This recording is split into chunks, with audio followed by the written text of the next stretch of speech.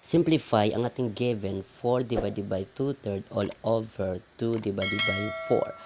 Ang ating solution, una, ang numerator ating mo nang simplify. Ito ang 2/3 ay ating lang i-flip or reciprocal, that is 3 over 2. Then proceed multiplication. So itong division, message natin sa multiplication. So that is proceed multiplication. 4 times 3, that is 12, divided by 2 equals 6. So itong ating numerator equals 6. Then ang denominator, itong 2 divided by 4, the same as 2 over 4.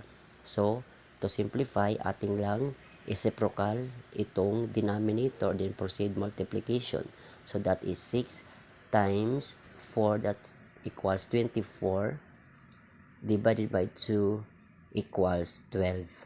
Ito ang final answer. Kung meron po kayo natutunan, pakipindot naman ang like and share. Thanks for watching.